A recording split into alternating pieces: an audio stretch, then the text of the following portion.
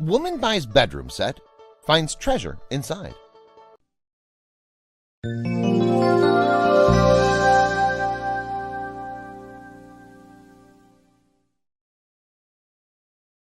She tried to take a deep breath to calm her nerves as she tightly gripped the bedpost.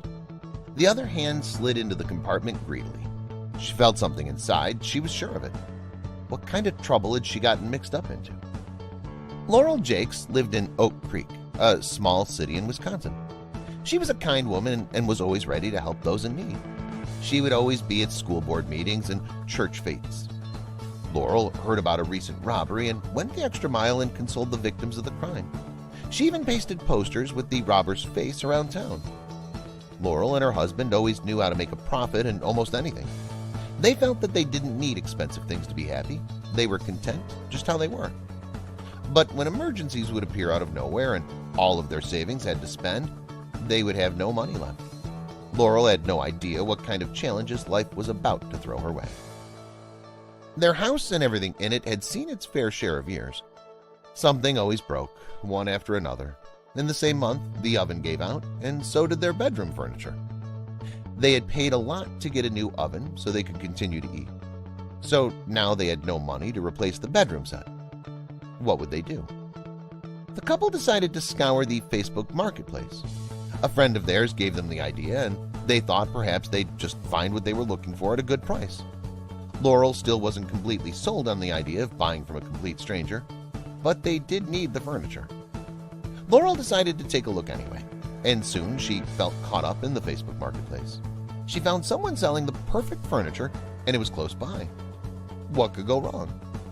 She'd heard people talk about being conned out of their hard-earned money, or people not getting what they had seen in the pictures. Laurel still didn't think anything would happen to her. When Laurel got to the house and saw the dresser, she instantly loved it. Her husband was convinced it was Amish-made and antique. But what both of them were thinking was if they could afford it or not. They could see that the owner was selling all of his pieces quickly, so they had to act fast. Someone else might snatch it away from them if they didn't make up their mind now. Laurel mustered up all the courage and approached the man. She asked if they'd consider selling it for $325. It was everything they had in their pockets. Without hesitating, the man said yes and snatched the money away from them. They'd bought the beautiful set. The man's poor attitude didn't even bother the couple. They were just psyched to have the new bedroom set. They'd bought the set for such a steal. But doubt soon clouded Laurel's mind. Why had the man agreed to sell the set at such a low price without even thinking twice about it?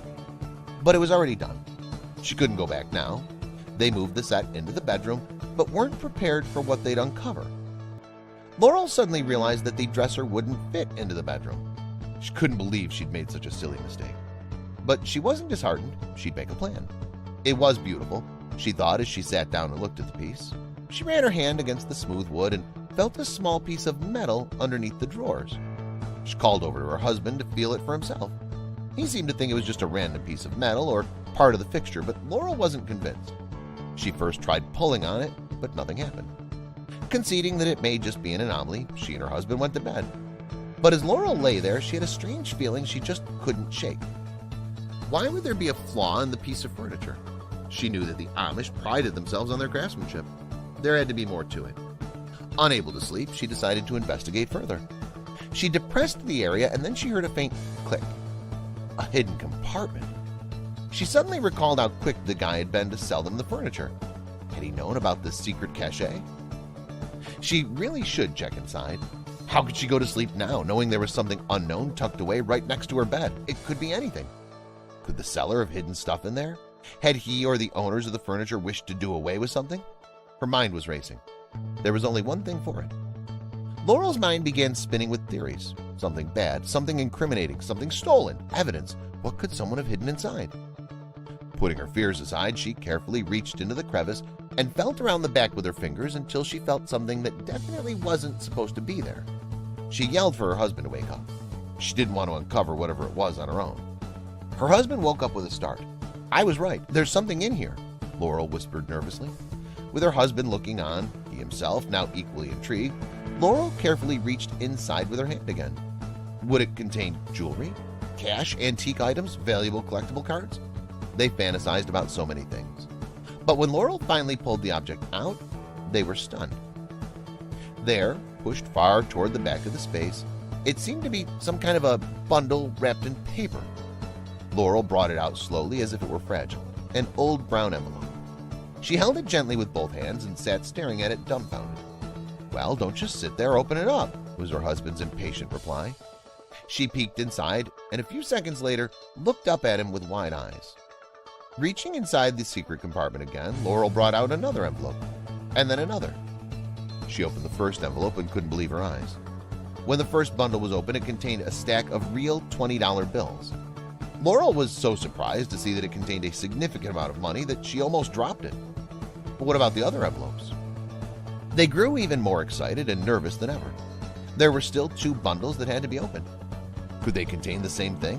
What else were they about to find? The second package held something even more intriguing. It had a stack of $50 bills. What about the third envelope? The third envelope held $100 bills, a lot of them. Just looking back at her from inside the envelope, she threw them all out onto the bed, eliciting a gasp from her husband.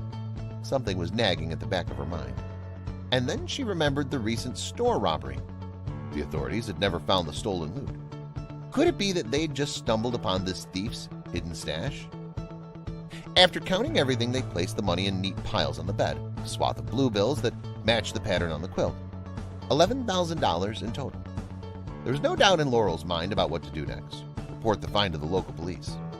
In the meantime, her husband had stuck his own hand into the space and rummaged around further. Lo and behold, out came another bundle. This time it was just a bunch of old bank statements. Laurel's mind wandered as she examined them, and suddenly it hit her. She'd recognized the Facebook Marketplace seller. She would get to the bottom of this, she thought to herself as she logged onto Facebook again. The minute she saw the seller's profile, she knew right there. It was him. Should she tell him what she knows? Laurel dialed the seller's number. How would she approach the call? She would just lay it all out, she decided.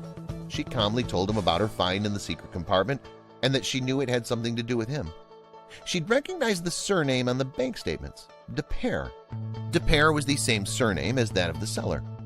Yes, he told Laurel the bedroom set had belonged to his late parents. The furniture had been part of their estate sale. He'd wanted to get rid of everything to bring closure, but he hadn't been aware of their hidey hole. Would Laurel return its contents? Laurel had thought long and hard about how she could use $11,000. She could pay off her granddaughter's student debt, renovate her old house, or go on a relaxing holiday. But she didn't indulge these wild fantasies for long. As a woman who prided herself on her moral compass and strong values, she didn't even hesitate to do the right thing. Of course, she immediately returned all the money and the bank statements. The seller was the rightful owner, after all. His parents had worked long and hard and saved for that money. Yes, it would have been great to be $11,000 richer, but she was no thief. One good turn deserves another. As a reward for her honesty, the guy gifted the Good Samaritan some of the money she'd returned.